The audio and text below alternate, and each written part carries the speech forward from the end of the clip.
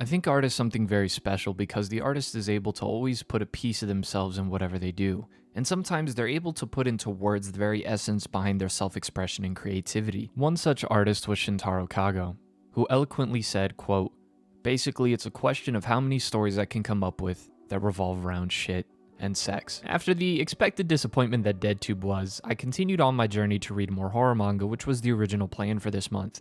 But once I started with Paranoia Street, I was made well aware that this is someone who has a lot of other works, and I was warned not to go down the rabbit hole.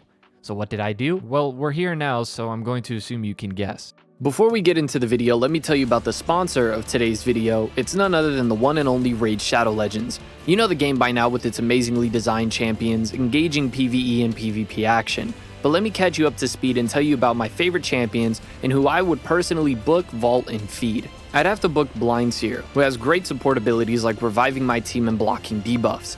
I considered picking Baron, who can also attack an enemy and gain a 60% defensive buff, but I'm okay with having him in my vault for a later time.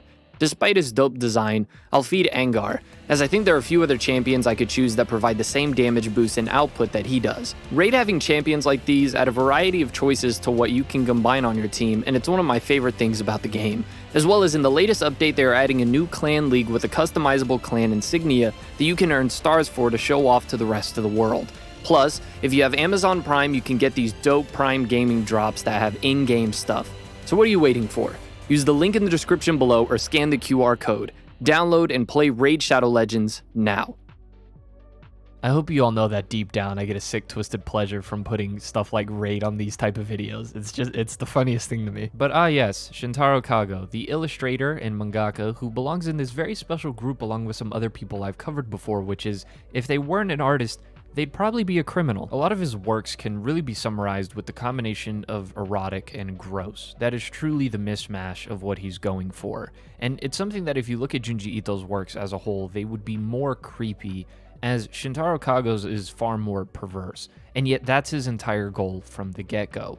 His goal was always to disgust the readers and anybody who's looking at his artwork, as if the goal of fiction is to invoke feeling and emotion, well then that's the goal, even if it's disgust. And that's something that he fully embodies. And his creativity is really on display, whether it's all of the faucets coming out of the girls' heads, the weird deformed puppy, the exploding head. He has a lot of different pieces of illustrations alone to where you really get to see his artistic ability on display. And yet his illustrations and his manga, there needs to be a bit of a distinction, as the quality of artwork that you see in his illustrations aren't always present in his manga, and his manga themselves can be a bit hit or miss, as some of them are solely the shocking elements that he's able to provide with his art, while some of his other pieces I think narratively have a lot of strength, such as Paranoia Street, Anamorphosis, and Fraction. But regardless whether talking about his manga or his illustrations, for Shintaro Kago, I think he believed that freedom of expression was the true path to uniqueness, even if it caused shock and outrage. And you can see that in his illustrations. Some of them are just gory and other of them are just weird, but a few of them are downright stomach churning, especially the ones involving food. I don't know what it is, but gore and food, I just can't stomach it as well, no pun intended. Now, as I mentioned, the first of his works that I'd gotten into was Paranoia Street, which was actually the least of the gory of all of his works. It was one that relied a lot more on the absurd, and there are elements of comedy within his stories and how absurd and satirical that they are. And Paranoia Street was one that offered, I think, a lot of commentary on how we function as people and sometimes how we function as a whole in society. Now, I am well aware that in his works he did like to do commentary on Japanese culture and society, but as to how accurate that commentary is, I can't say because I'm not Japanese, nor have I ever stepped foot in Japan. But as we follow the story of a wannabe detective going through these towns, which all have some sort of crazy thing going on within them, it still offers a level of commentary beyond just the cultural context that can be applied to anyone. Some of my favorite chapters, for those that had seen the original video, was one that discussed shame and time.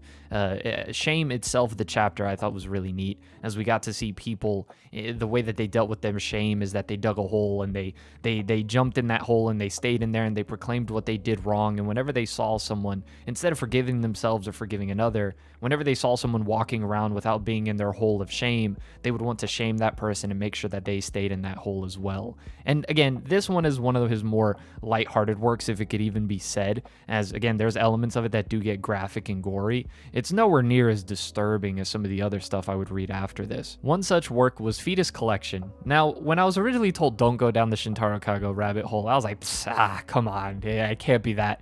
No, yeah, yeah, okay, so, okay, Fetus Collection is a story about a lady who's in this competition with a bunch of other grown women to see who can get the most abortions and arrange the fetuses on themselves in an artistic display.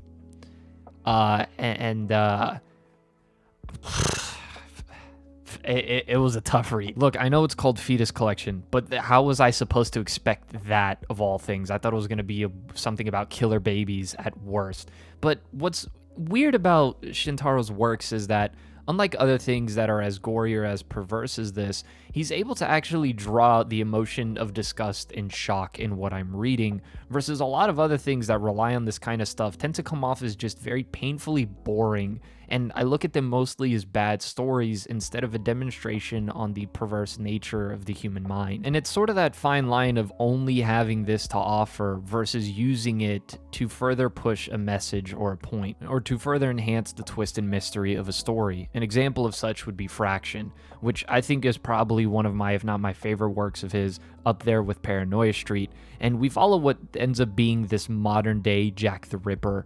But one really interesting aspect is we end up finding out that there's a bit of a copycat killer, and then we get to see Shintaro Kago self-insert in the series, where he starts off explaining about how manga works, how with paneling you're able to sort of break down a story and the difference between a manga and a movie, and how with the slightest tweak of things you're able to completely change the context of what's actually happening in the scene. He does the same with the dialogue boxes, where he says this dialogue box seems like this character is talking, but then you show the rest of it and it turns out a whole other person is talking.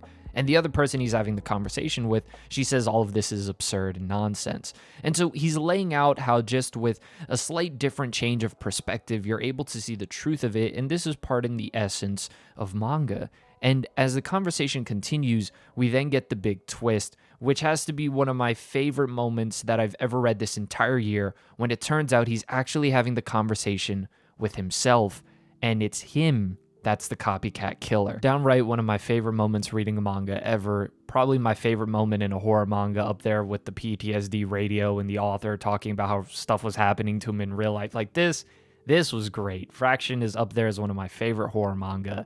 I would highly recommend anyone to check it out. And I know this should apply to anyone who has multiple works, but I think it especially applies to Shintaro, as he has so many different demonstrations of narrative ability as well as artistic ability on each of his works, that all because you really love the first one doesn't mean you'll love all of them. And if you really hated the first one that you ended up trying out, I doubt you'll hate all of them, because sometimes you get to see some of his more artistic abilities, such as in Anamorphosis and as well as in Fraction, although I think Fraction had a really interesting story, and Anamorphosis starts off standard but then just turns into something crazy by the end of it.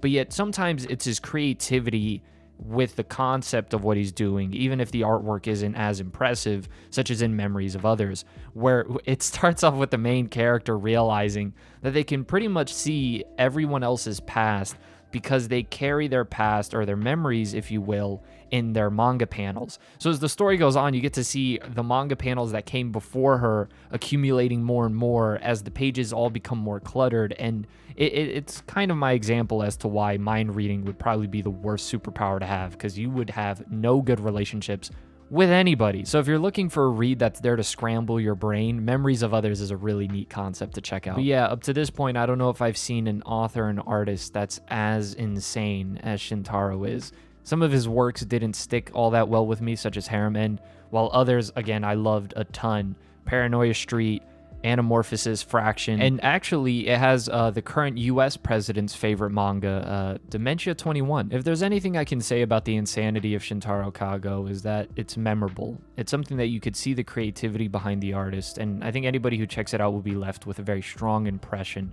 whether positive, negative, or a mixed bag, but it's an impression nonetheless. And it's the perverse nature of his works, as well as some of the comedic and satirical elements of it mixed in with the horror, creates the most insane artist and author in manga.